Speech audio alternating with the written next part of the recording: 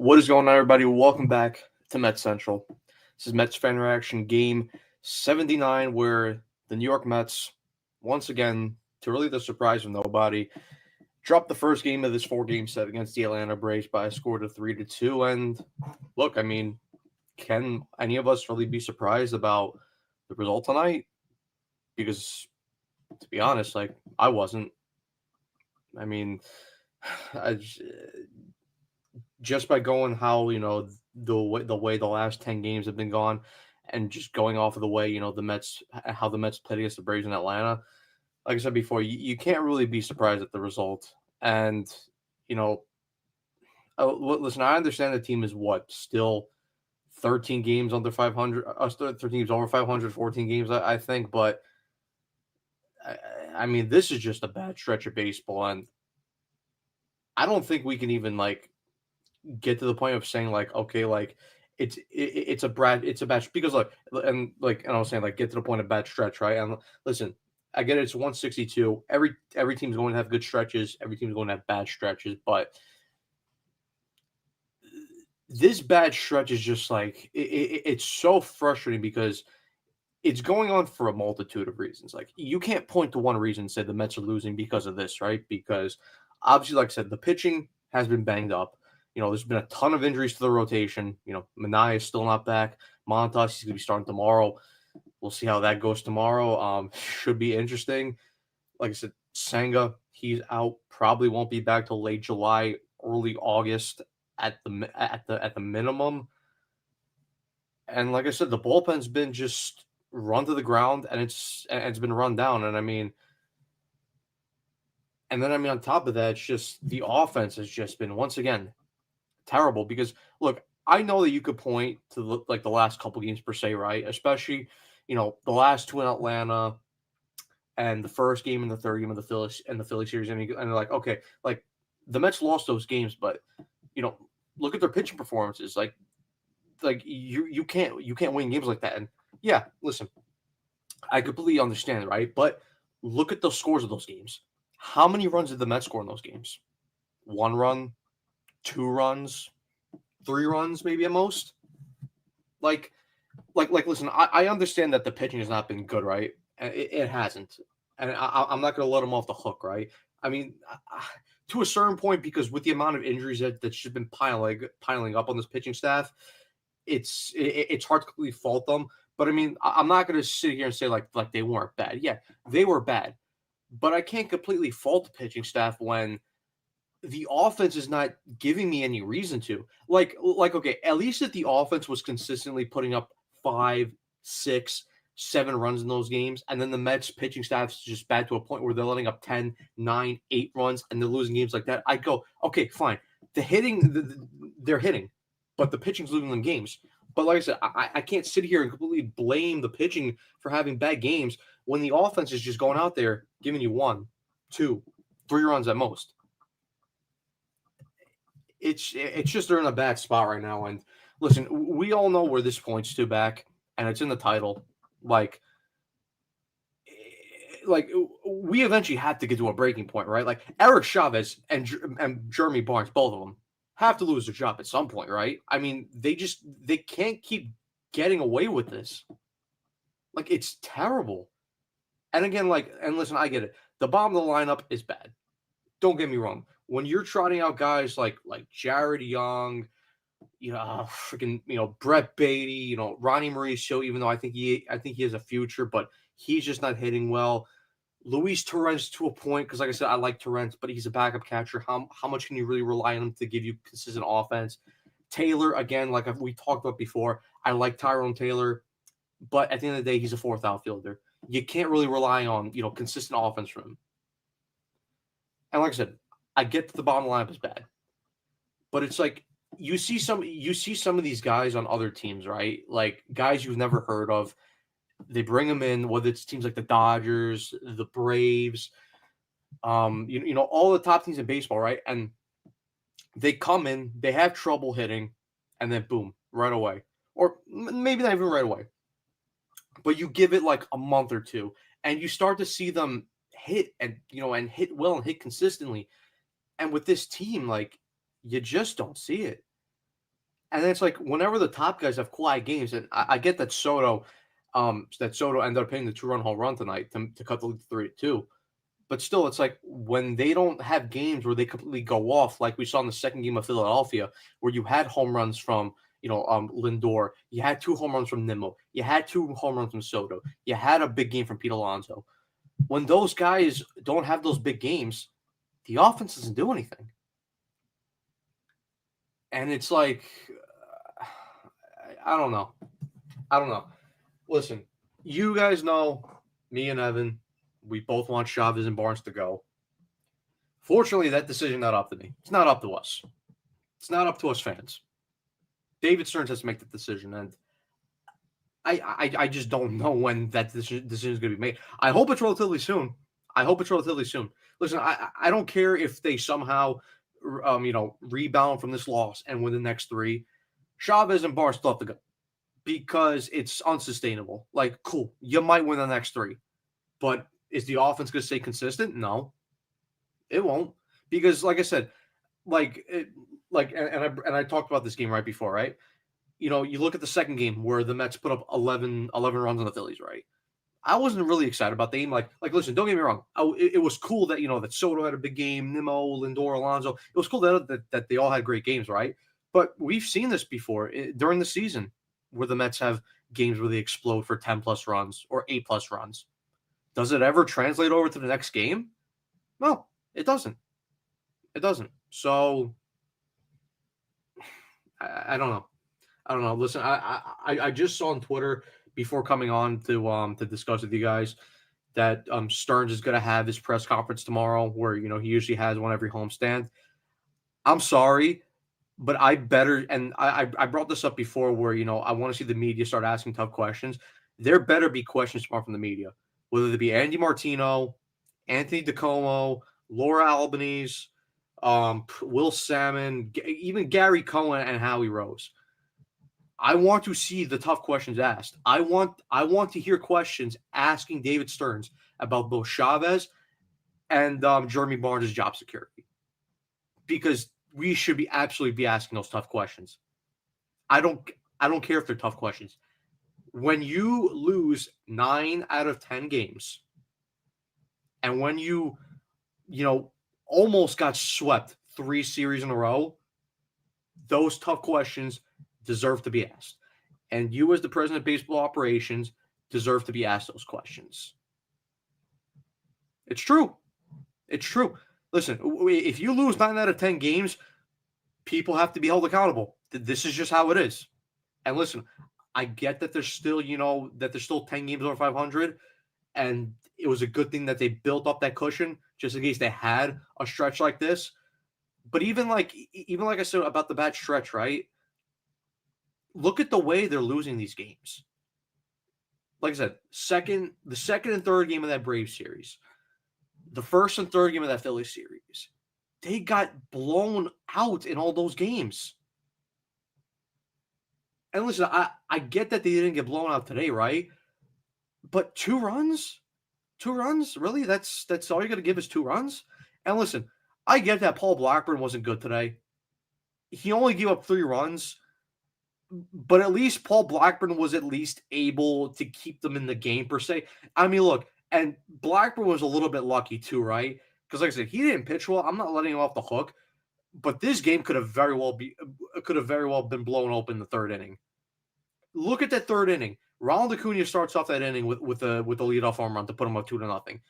Blackburn then proceeds to load up the bases by getting no outs. So you have bases loaded, no out. And somehow, some way, I don't know how he did it, he only got out of that jam giving up 1 run. So you only got out of that inning only down by 3-0. And you would think for this offense that 3 runs shouldn't be a surmountable lead that you can't come back and overcome, right? And listen, I get that Spencer Schwellenbach is a very good pitcher. Don't get me wrong. I'm not taking anything away from Spencer Schwellenbach. I would love him on this pitching staff if for the Mets. But the guy is not Tom Seaver. The guy is not Cy Young. He's not prime Pedro Martinez. The guy's hittable. And it's just bad at bat after bad at bat after bad at bat. And I mean, like, cool. Soto gets him back close in that sixth inning by hitting the 2-run home runs. But then, look, you get to the bottom of the eighth, you have a chance to tie or even take the lead. You have first and third, Soto up the plate, and strikes out. And listen, I'm not going to fully fault everything on Soto, obviously, because he hit the 2-run home run himself in the sixth inning, so he at least provided some damage. But how about the rest of the lineup do something? Again, Lindor didn't have a great game. Pete, terrible game. Nimmo was solid. I'm not going to kill Nimmo. But like I said, the rest of the lineup, bottom of the lineup, where are you? Because let me tell you, once you get after 5, and it depends on the day, what Jeff McNeil's offering you, because sometimes you could get a really hot Jeff McNeil, and sometimes you can get a Jeff McNeil where he looks like shit. And pretty much after you get past the 5 hole, 6 through 9 is a wild card. You don't know what the hell you're going to get. And most of the time, you're going to get ass. Because that's what the bottom of the order has shown so far. So, it's, I don't know. Like I said, I don't know what the hell they're going to do tomorrow. Considering that you have Montas on the mound. And look, I'm not completely down on Montas. Obviously, he had the brutal, couple starts and in rehab starts that he had both in single A in Brooklyn and then triple A for the Syracuse Mets. So I at least want to see what he has to offer tomorrow. Am I entirely confident? No, not really. Especially against this Braves lineup. Like I could just see Ronald Acuna just blasting the leadoff home run tomorrow.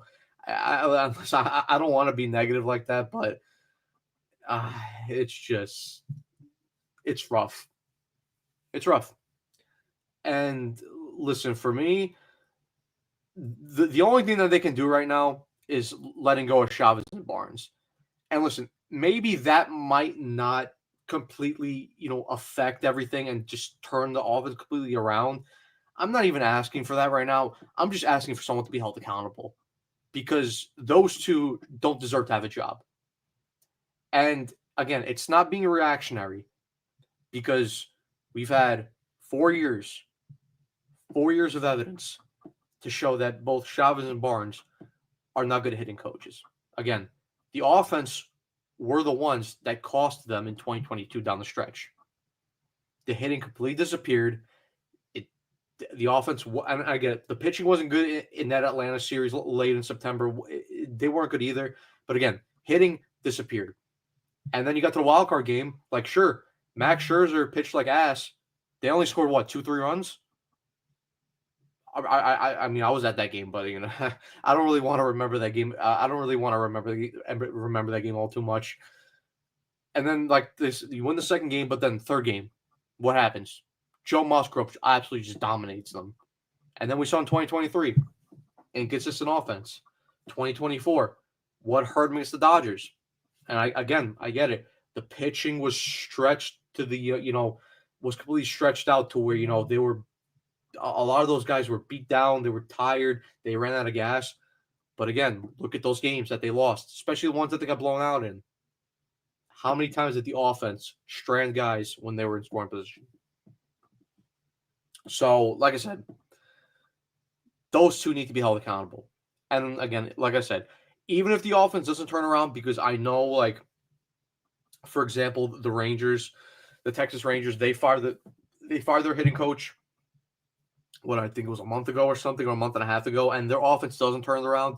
But still, for me, it's just to show that someone should be held accountable. Because I'm sorry, you cannot keep your job. And listen, people can point to the record, right? But at the end of the day, the reason why the Mets had this good of a record wasn't because of the offense. It was because the pitching was just overperforming and was giving you, unreliable results at the end of the day. I mean, Canning was excellent. Senga, we can't be really surprised at because we know Senga's, good of a caliber, is as good of a caliber as pitcher as that. McGill was performing way over expectation. Peterson was surprising, but at least you could maybe see it a little bit, even though it was still a little bit surprising.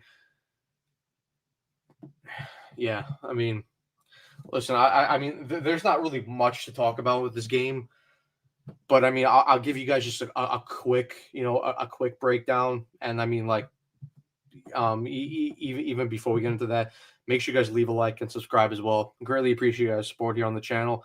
Want to keep feeding you guys content. Also, make sure you guys hit the notification bell as well to let you guys know anytime we upload a video or live on the channel. And by the way, sorry that me and Evan couldn't do the podcast today. We just and thankfully Carson covered for us, so thank you for Carson. By the way, guys, make sure you guys check out Mets Weekly. They do great Mets content. After every series, they do a great podcast, breaking down the series and reviewing the series. And also, if you go on Twitter and their TikTok, you have Frank over there. He does his little post games, not streams, but little like post game video recaps. So yeah, make sure you guys give them tons of love because both of them are just great guys, and they both create very good Mets content. But yeah, like I said, our schedules, we just couldn't line them up, and we just couldn't get a podcast today. So apologies. We'll be back for covering this series after it wraps up on Friday. So yeah, make sure you guys tune in for that. But I mean, yeah, just starting off this game, obviously Blackburn for the Mets, he's pitching, and then Schwellenbach for the Braves. Acuna leads off the inning with a single. He steals second. Matt Olson flies out. Marcell Ozuna grounds into a fielder's choice. Great play by Jeff McNeil there. He fields the ball cleanly at second base and then throws behind Acuna at third base to pick him off at third base. Then Austin Riley flies out. Quick 1-2-3 inning here. Mets don't get anything in the bottom of the first. Top of the second, like I mentioned, Ozzie Albies hit by a pitch. He steals second. Sean Murphy singles. Michael Harris hits a sacrifice fly to put the Braves up 1-0. Eli White strikes out. Nick Allen strikes out to get out of that inning. Bottom of the second, again, nothing going there for the Mets. They go out 1-2-3. Top of the third, this was the inning that I mentioned, but Acuna leads off the inning with a home run to put them up 2-0. Then Matt Olson double. Marcell Ozuna walks. A wild pitch, so both Matt Olson and Marcell Ozuna move up 90 feet. Austin Riley would then walk, and then, like I said, thankfully Blackburn was able to get out of this jam as Ozzie Albies would pop out. Sean Murphy hit a sacrifice fly to put the Braves up 3-0, and then Michael Harris lines out to get out of that inning. Bottom of the third, Jared Young strikes out. Luis Torrens grounds out. Brett Beatty singles. Lindor singles. But the Mets could not provide any offense here as Brandon Nimmo would pop out. And it was a nice play by Austin Riley to slide and catch the pop-up by Brandon Nimmo. Top of the fourth, Eli White strikes out. Nick Allen singles. Acuna strikes out. And then Matt Olson pops out. Bottom of the fourth, another 1-2-3 inning here. Mets couldn't get anything going. Top of the fifth, Ozuna strikes out. Austin Riley triples. Ozzie Albies pops out. Sean Murphy walks. Pitching change as Budo comes in to replace Paul Blackburn. And I'll just quickly before I move on, flash up Blackbird's final pitching line. 4 2/3, 6 hits, 3 runs, 3 walks, 5 Ks, 1 home run allowed. That was obviously the one to Ronald Acuna in the third inning. And his ERA currently sits at a 6.62. So, I mean, like I mentioned before, Blackburn wasn't good, but at least he was able to keep him in the game, relatively. I mean, you want to see more length out of him.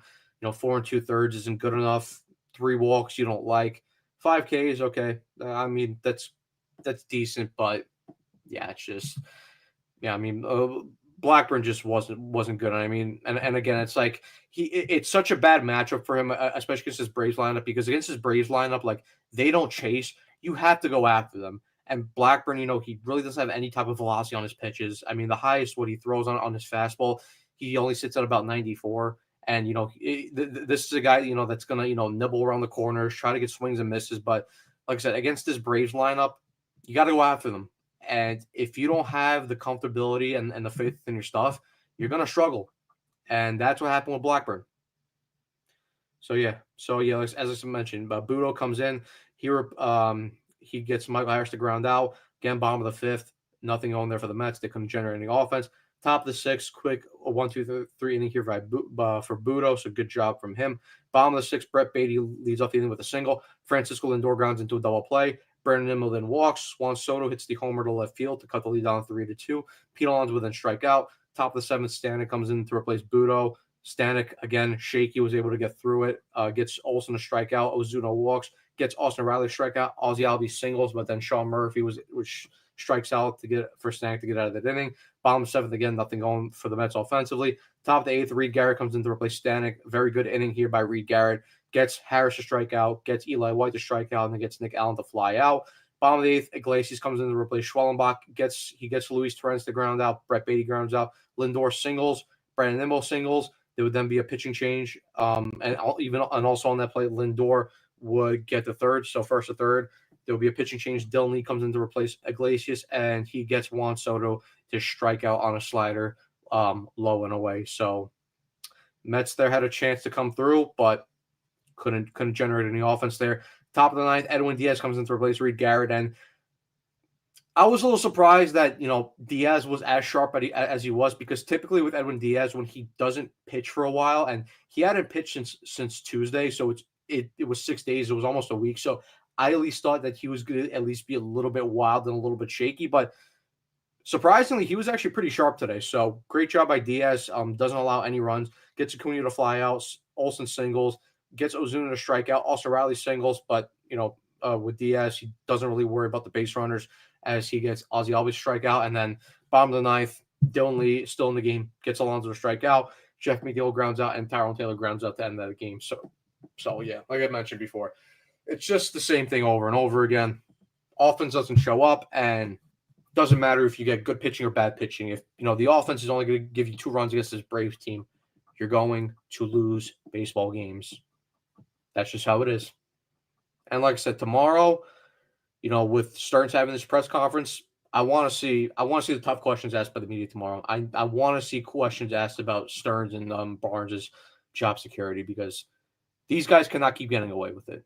It's as simple as that, because if they keep their jobs, I'm telling you right now, I know the Mets have a big lead, and I still think they'll make the playoffs, but it's going to be rough. And like I said, you can't make any trades right now. That's the thing. Like the only teams that are willing to trade right now are the teams that are completely out of it, like the Marlins, the Rockies, the Pirates, the White Sox, teams like that. But again, what offensive pieces those teams have that intrigues you and that could be dynamic game changers for this lineup? Because okay, you could point to the White Sox and say Luis Robert, but ever since that 21-22 season, Luis Robert has been just ass. So, and listen, with Eric Chavez still here, you think I have any faith that Chavez could coach up freaking Luis Robert to become a better hitter? Absolutely not. Absolutely not. So really the only move for right now I could see is firing those 2 clowns, because they have to go. They have to go. It's going to get only more uglier if they stay. So listen, I hope things turn around. I think they will to a point. But if this team wants to live up to the hype of being a World Series team, one, they're going to have to make trades. That's not even a debate. You're not winning anything with this bomb of the lineup. But 2, with those 2 clowns as hitting coaches, you're not winning anything. And again, we've had data and we've had evidence over the past 4 years to show that that's the case. So again, this is not being reactionary. This is just the truth, and this is facts. And you can't argue with facts. You can argue with facts, but then you're just a delusional dumbass, in my opinion. So, but yeah, we'll see. But yeah, guys, before I get out of here, just going to go through you guys' comments quickly, see what you guys have to say. Will, what's going on? A trade for a batter, 2 must happen now. Listen, I would love, like I just said, I would love to make a trade. But again, what type of bats are you going to get?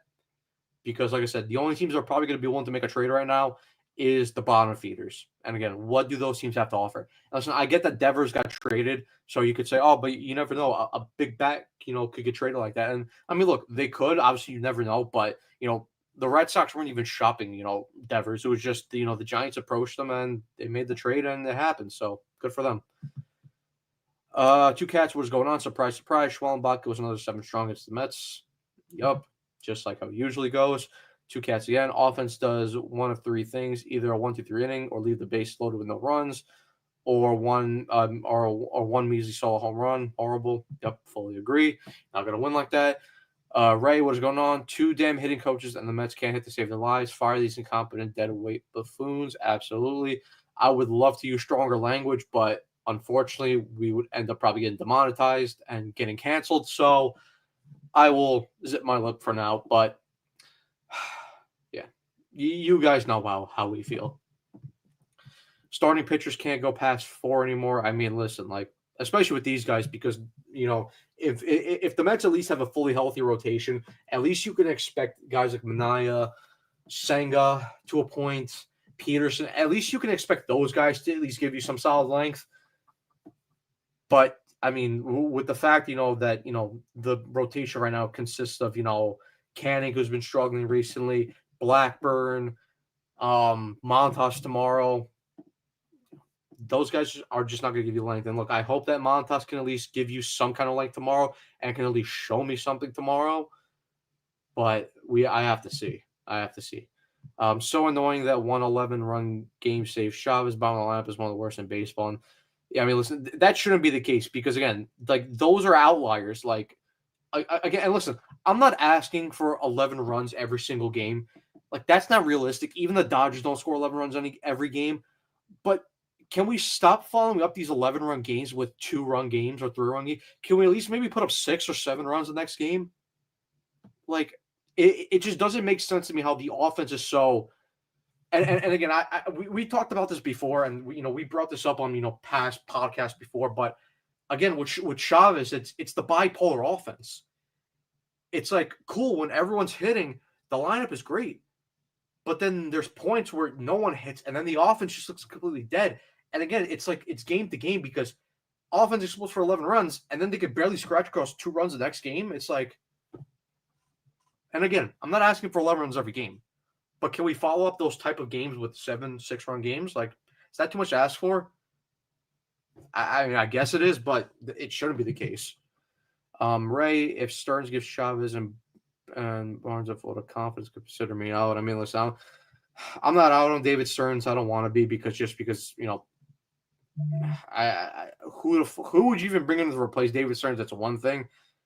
I just don't like the fact that and listen. Obviously, we don't know what his thinking behind the scene is. Obviously, like, he could be saying to to Barnes and Chavez right now, it's like, listen, like, if you don't turn around the series, you guys are out, which better be the case. But yeah, I don't know. I don't know. And especially considering, that Barnes and Chavez aren't even Stearns guys. Like, again, Stearns didn't hire these guys. These guys were brought in by Billy Upper in 2022. So Stearns doesn't have any connection to these guys. So I don't get what the hesitancy would be to replace these guys. Like, okay, like, you could say that they made it to the NLCS last year, but but again, part of the reason why they lost to the Dodgers is because the offense wasn't good enough. So getting to the NLCS shouldn't be enough to say, okay, you can keep your jobs for a little bit. Because look, even the Rangers, right? The Texas Rangers won a World Series 2 years ago, and they got rid of their hitting coach. So I don't get it. I don't get it.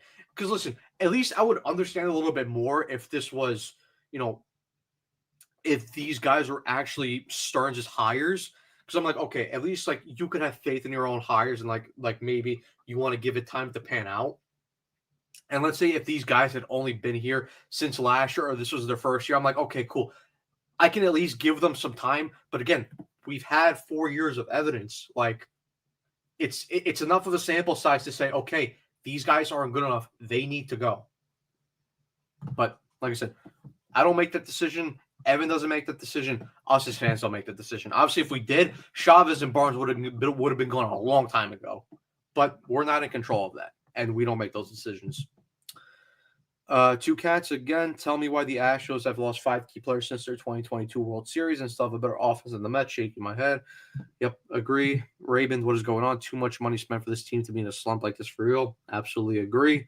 Absolutely agree. Two Cats, if they lose tomorrow and Wednesday to a 19-year-old pitcher, Chavez has to be gone. I mean, Chavez got to be gone regardless, if they freaking win or lose. But that's just my opinion. And I'm sure you guys in the chat agree. Raymond, Yankees lost by 5 runs, so we don't got any better. June be kicking their asses. I mean, yeah, both the Mets and Yankees haven't been good at all. There definitely needs to be changes and improvements on both teams. Uh, Rouson and Chavez. I guess Rouson is your hitting coach.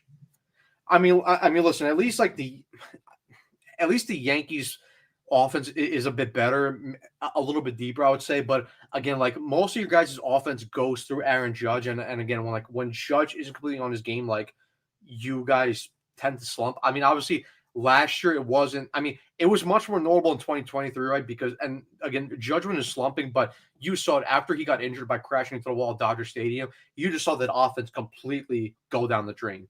I mean, even last year, right? At least you guys had the backup last year of having Juan Soto on your team. So at least when Judge was going through that terrible stretch at the beginning of the season, you had Soto there raking and providing you guys offense on a consistent basis. And then even when we got to the playoffs, even I'm not weak, fuck, I'm not a Yankee fan. I don't ever want to be a Yankee fan. But at least like when you guys got to the playoffs, right? Okay, Judge didn't perform, but you had Soto and you had Stanton there, and they were giving you consistent offense on a consistent basis, and that's one of the reasons why you guys made to the World Series. So I mean, yeah, we'll see. Ray again. The Mets have no spark. They're rolling over dying last season. The Mets would have fought hard. Yeah, I mean, again, I just don't know. Two Cats again. Whatever Braves pitcher that got injured last year that caused Schwellenbach to be called up was the worst thing that happened to the Mets. I mean, listen, like Schwellenbach's a great pitcher. Don't get me wrong, but again, like you have to be hitting a Spencer Schwellenbach, and again, like Evan talks about before, and like we talk about, like you're gonna face good pitching in the playoffs, so you got to hit these guys. Montas going 3 innings tomorrow. I mean, hopefully it's a little bit more. But yeah, I mean, listen, if Montas is only going to go 3 innings tomorrow, can he at least give me 3 shutout innings, or at least only gives up 1 or 2 runs? Like that's the only thing I'll ask for. Two Cats 2019. I went to the Mets Braves game, lost 2-1 in 14 innings, and the only run was a DeGrom home run. Offense has been doing that for decades. I mean, yeah, listen, the only difference right in 2019 was the Mets didn't have, the amount of money behind them as they do now with Steve Cohen. And, even though that I like that 2019 team and, that was a team that I wish got to the playoffs, but still, I mean, their offense was okay, but it wasn't anything great. I mean, you had Conforto there. He had a pretty good season. Obviously, Pete had his huge year, hitting, breaking the all-time rookie home run record. Overall, you just had a fairly like decent lineup. I mean, Rosario had a decent year. Todd Frazier was solid for the most part. JD Davis had a really good year. Robinson Cano was all right for the most part.